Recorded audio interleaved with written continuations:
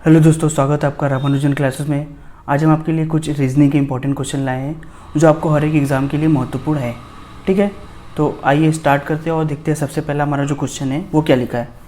देखिए क्वेश्चन क्या लिखा है, निम्नलिखित में से उसे चुनिए जो अन्य तीन से भिन्न है। ठीक है, हमको चार ऑप्शन दिए हैं, इनमें से तीन क्या है, एक समान है और एक क्या है, भिन्न है। ठीक है, तो उसका पता लगाने के लिए सबसे पहले हम लोग ए की ओर चलते हैं। देखिए बी से क्या हो रहा है, एफ की ओर जा रहा है। बी से क्या हो रहा है, एफ आ रहा है। तो बी में हम कितना प्लस करेंगे कि एफ आएगा, तो बी के बाद गिन लीजिए सी डी ई एफ, तो प्लस 4 करेंगे तो एफ आ जाएगा। इसी प्रकार एफ से क्या आ रहा है, जे आ रहा है, तो जे में कितना, एफ के बाद जी एच आई जे, प्लस 4 करेंगे। इसी प्रकार देखिए क्यू कैसे आ रहा है, J K L M N O P Q, plus 7 करेंगे तो क्यू आ रहा है। ठीक है, ये तो पहला हमने चेक किया। इसी प्रकार बी को चेक करते हैं। देखिए बी में क्या है, आर से यू आ रहा है, तो are S T you, plus 3 करने पे आ रहा है। इसी प्रकार यू के बाद जेड आ रहा है, तो देखिए यू के बाद V W X Y Z, plus 5 करने पे आ रहा है। और जेड के बाद क्या आ जा रहा है, जी आ जा रहा है। ठीक है, तो जेड के बाद A B C D E F G, plus 7 करने पे जी आ रहा है। ठीक है, इसी प्रकार आइए सी को भी चेक कर लेते हैं। जी से कितना जा रहा है, जे जा रहा है, तो जी के बाद एच आई जे, प्लस 3 करने पे आ रहा है। और जे के बाद ओ आ रहा है, तो J K L M N O, plus 5 करने पे आ रहा है। ओ के बाद क्या आ रहा है, वी आ रहा है, तो O P Q R S T U B, plus 7 करने पे आ रहा है। ठीक है, तो देखिए जो बी और सी है वो क्या है, सिमिलर है। इसमें भी पहले प्लस 3 प्लस 5 प्लस 7, इसमें भी प्लस 3 प्लस 5 प्लस 7, तो ये तो दोनों सेम है पर ये भिन्न है। लेकिन अभी हमारे पास एक और ऑप्शन है, तो उसको भी हम लोग चेक करेंगे तभी हम आंसर बता पाएंगे। ठीक है, तो डी देखिए चेक कर लेते हैं। आई के बाद क्या आ जा रहा है, एल आ जा रहा है, तो आई जे के एल, प्लस 3 करने पे, फिर एल के बाद ओ, प्लस 5 करने पे, और ओ के बाद आ रहा है एक्स, तो O P Q R S T U V W X, plus 7 करने पे एक्स आ रहा है। ओके, तो अब देखिए ये तीनों तो सिमिलर हो गए, बी सी डी, लेकिन जो ए है वो क्या है, भिन्न है। तो यही हमारा क्या हो जाएगा, आंसर हो जाएगा। ये क्या है, अन्य तीन से भिन्न है। ओके, आई होप आपको क्वेश्चन अच्छे से क्लियर हो गया होगा, क्योंकि क्वेश्चन बताने में आपको इसलिए पूरा डिटेल में बताना पड़ता है। ओके, नेक्स्ट क्वेश्चन की ओर आगे बढ़ते हैं। देखिए क्वेश्चन क्या लिखा है, दिए गए विकल्पों में से संबंधित संख्या को चुनिए। देखिए अब हमको एक रेशियो में दिया है 24:60, ये देखिए समानुपात का साइन है। ठीक है, 210 अनुपात है, तो इसका अनुपात जिस प्रकार इन दोनों में संबंध है उसी प्रकार यहाँ भी संबंध होना चाहिए। ठीक है, तो देखिए पहले वाले अगर नंबर को हम लोग देखते हैं 24 को, तो 24 को हम लोग क्या लिख सकते हैं, देखिए ये 3 के क्यूब के पास है, तो 3 का क्यूब कितना होता है, 27 होता है। ठीक है, अगर हम 27 में से 3 का क्यूब ही तीन ही माइनस करते हैं तो हमको 24 मिलता है। इसी प्रकार देखते हैं क्या 60 भी ऐसे ही करता है, तो देखिए 3 के बाद क्या आता है, 3 4 आता है, तो अगर हम 4 का क्यूब करते हैं तो हमको 64 मिलता है। फिर उसी नंबर को माइनस करते हैं तो हमको 60 मिलता है। इसका मतलब देखिए ये पहला वाला क्या है, 3 का क्यूब है 24, और दूसरा वाला क्या है, 4 का क्यूब है। तो इसी प्रकार ये नंबर और ये नंबर एक दूसरे के होने चाहिए, मतलब आसपास, जैसे ये 3 के बाद 4, तो इसी प्रकार या तो 5 और 6 हो, 7 8 और कोई भी हो सकता है। ठीक है, तो हमको पता है देखिए 200, अब चूंकि पता चल गया है क्यूब से आ रहा है। ठीक है, तो देखिए 210 जो है वो 6 के क्यूब के पास आता है, क्योंकि 6 का क्यूब कितना होता है, 216, और अगर इसी में से हम 6 माइनस करें तो हमको 210 मिलता है। ठीक है, तो पहले वाला देखिए 3 के बाद 4, तो इसी के बाद 4 के बाद 7, तो 7 का क्यूब हमको पता है कितना होता है, 343। इसी में से अगर हम 7 माइनस कर दें तो 13 में से 7 गया 6, यहाँ बचा 3 और ये 3, तो 336 इसका आंसर आना चाहिए। देखिए ऑप्शन नंबर कहाँ पे है, तो ऑप्शन नंबर जो सी है वो क्या है, इसका राइट आंसर है। तो इसमें रिलेशन इसी प्रकार निकाला जाता है, पहले एक दूसरे का रिलेशन चेक किया जाता है, उसके बाद ही हम आंसर दे पाते हैं। ओके, ये भी क्वेश्चन आई होप आपको अच्छे से क्लियर हो गया होगा। ओके, देखिए अगला क्वेश्चन क्या है, एक पासे की दो स्थितियाँ दी गई हैं, जब एक ऊपर है तो नीचे कौन सी संख्या होगी। मतलब कहने का मतलब है कि एक के अपोजिट कौन सा संख्या होगा। ठीक है, तो सबसे पहले देखिए 2 पासा दिया गया है, पासा थोड़ा सही नहीं बना है, इसको थोड़ा सा बता लोग समझ लीजिएगा। ओके, तो देखिए यहाँ 4 और 6 और 1, ठीक है। तो हम लोग इसको करते कैसे, दोनों पासों को देखिए दोनों पासों को तुलना करते। देखिए यहाँ 4 भी दिख रहा है, 6 दिख रहा है और 1 दिख रहा है, लेकिन इस वाले में 4 और 6 दोनों दिख रहा है, ठीक है। इसका मतलब जो 1 के विपरीत नंबर है वो क्या है, 5 है। अगर दोनों नंबर हमको दिखते हैं सेम पासे में, तो जो बचा हुआ नंबर है वही उसका नंबर क्या है, अपोजिट नंबर या विपरीत नंबर होता है, ठीक है। तो इसका जो ऑप्शन नंबर 5 है यही क्या होगा, राइट आंसर होगा। पासे वाले क्वेश्चन को हम लोग देख के भी आंसर कर सकते हैं, क्योंकि ये छोटा क्वेश्चन था इसलिए इसका क्वेश्चन आराम से भी हो गया। इसके थोड़े से हाई लेवल के भी क्वेश्चन आते हैं, वो भी हम आपको बहुत जल्दी कराने की कोशिश करेंगे। ओके, देखिए नेक्स्ट क्वेश्चन क्या लिखा गया है, दिए गए विकल्पों में लुप्त अंक ज्ञात कीजिए। एक हमको सर्कल दिया गया है, उसमें कुछ नंबर है और एक क्वेश्चन मार्क है, उसका हमको आंसर बताना है। 4 ऑप्शन हमारे पास है, A B C D, A में 11, B में 25, C में 10 और D में 27 है, ठीक है। अब हमको रिलेशन खोजना है, ठीक है। तो देखिए देखने से पता चल रहा है, अगर हम इसमें +3 करते हैं तो 12 आ रहा है, या ऐसे आप इसको हम लिख के बताएं। देखिए 9 में अगर +3 करते हैं तो हमको अगला नंबर मिल रहा है 12, ठीक।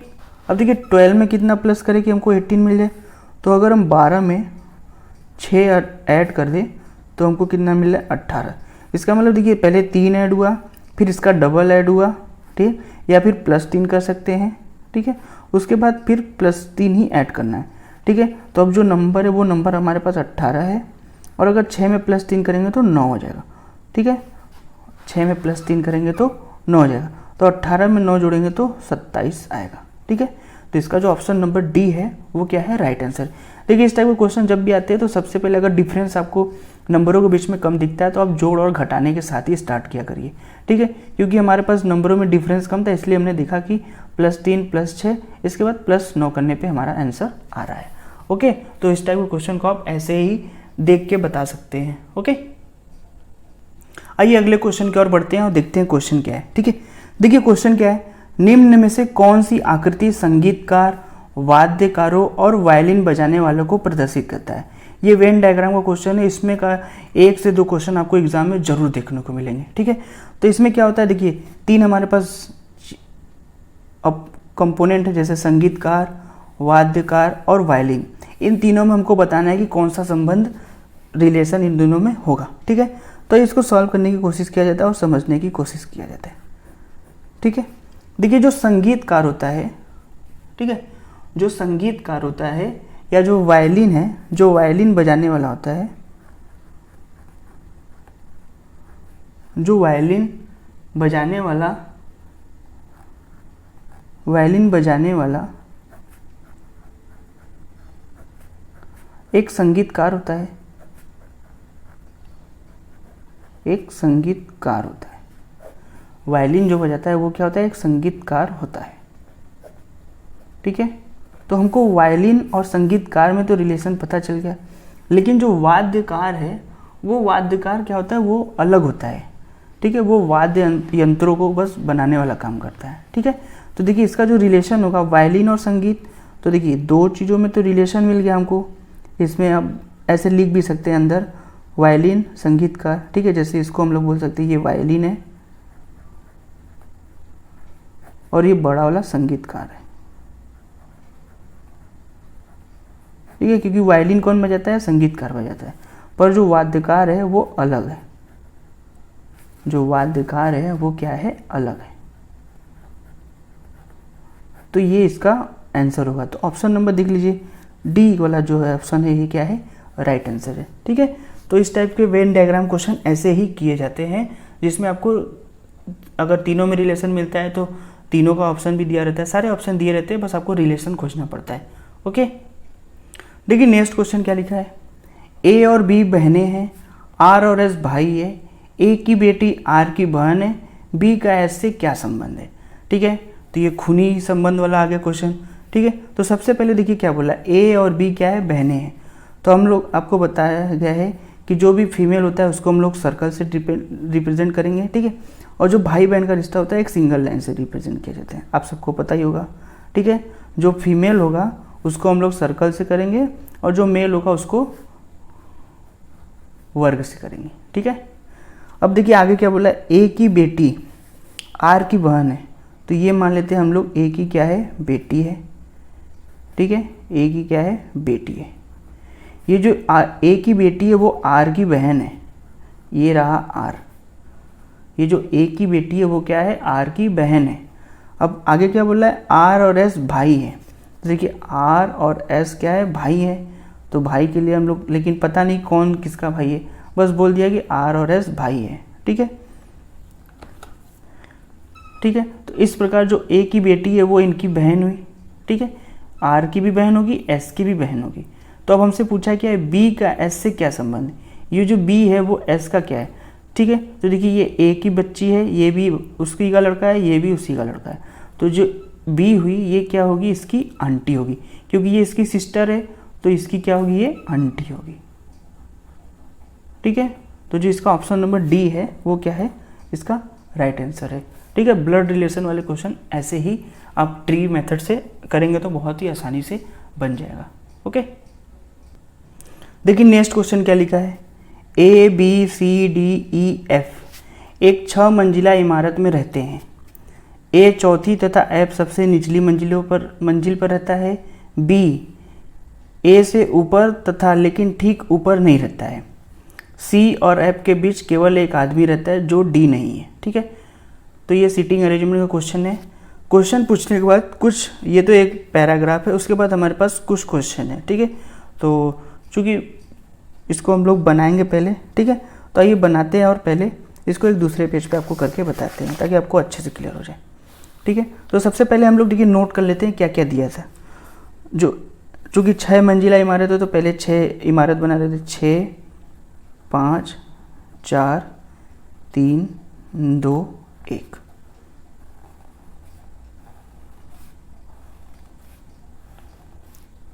ठीक है, ये हमने 6 मंजिला इमारत बना लिया। उसके बाद देखिए पहले क्या बोला है, ए चौथी तथा एफ सबसे निचली मंजिलों पर रहते हैं। तो चौथा ये है तो यहाँ पे ए रहेगा और सबसे नीचे मतलब 1 पे कौन है, एफ रहेगा। ठीक है, दूसरे में क्या बोला है, जो बी है वो ए से ऊपर है लेकिन ठीक ऊपर नहीं है। ठीक है, ये देखिए ए है हमारे पास, ए से तो ऊपर है लेकिन यहाँ पे नहीं होना चाहिए, ठीक उसके ऊपर नहीं है। तो बचा हमारे पास ऑप्शन बस एक ही, जो कि 6 नंबर। तो बी कहाँ पे हो जाएगा, यहाँ पे हो जाएगा। ओके, अब देखिए आगे क्या बोल रहा है, सी और एफ के बीच केवल एक आदमी रहता है जो डी नहीं रहता है। ठीक है, तो ये हमारे पास एफ है। अब देखिए सी तो यहीं पे होगा क्योंकि इन दोनों के बीच में एक व्यक्ति रहता है। ठीक, अब 6 लोग हैं हमारे पास, चूंकि यहाँ डी नहीं आएगा तो डी के लिए यही जगह बचा हुआ है। और जो बचा हुआ कौन है, ई है, तो ई के लिए ये स्थान हो जाएगा। ठीक, तो अब देखिए हमारे पास कुछ क्वेश्चन है, उसका हमको आंसर देना रहता है। कभी कभी 2 क्वेश्चन पूछ लेता है, कभी 3, कभी 4, कभी 5, जैसे भी क्वेश्चन पूछ ले, सारे आंसर हमको इसी के देख के पहले बनाने के बाद करना पड़ता है। ठीक है, तो आइए सबसे पहले क्वेश्चन की ओर पढ़ते हैं। सबसे ऊपर कौन रहता है, सबसे ऊपर मतलब 6ठी मंजिल पर कौन रहता है। तो 6ठी मंजिल पे कौन रहता है, बी रहता है। तो ऑप्शन देख लीजिए, जो इसका ऑप्शन डी है वो क्या है, राइट आंसर है। ठीक, दूसरा क्वेश्चन क्या बोल रहा है, ठीक मध्य रहने वाला व्यक्ति कौन है, D A C C E C F. तो 2 व्यक्ति का, तो ठीक मध्य देखिए 1 2 3 4, मध्य में यही दोनों हैं। तो ए और सी या सी और ए, ऑप्शन देख के पता करना पड़ेगा कि ऑप्शन में कैसे लिखा है, या तो ए सी लिखा होगा या सी ए लिखा होगा। ठीक है, तो इसको थोड़ा सा ऊपर करते हैं और आपको ऑप्शन दिखाते हैं। ठीक है, तो देखिए ए और सी दिया हुआ है तो यही क्या है, आंसर है। थर्ड क्वेश्चन क्या है, तीसरी मंजिल पर रहता है मतलब कौन रहता है। तो देखिए ये हमारा आंसर सीट है, तीसरी मंजिल पे कौन रहता है, सी रहता है। तो ऑप्शन चेक कर लीजिए, तो ऑप्शन नंबर सी क्या है, इसका राइट आंसर है। ठीक है, तो ये था एक सीटिंग अरेंजमेंट का छोटा सा क्वेश्चन। इसी टाइप के क्वेश्चन आपको एग्जाम में देखने को मिलेंगे। ओके, अगर वीडियो अच्छा लगा तो चैनल को लाइक और सब्सक्राइब जरूर करिएगा। हम आपको ऐसे ही वीडियो प्रोवाइड करते रहेंगे, और अगर वीडियो में कुछ गलती होती है तो आप हमको सुझाव दे सकते हैं, जिसको हम कोशिश करेंगे कि अपने तरफ से उसको अच्छा करें। और अगर वीडियो अच्छी लगी तो चैनल को लाइक और सब्सक्राइब ज़रूर करिएगा। Thank you.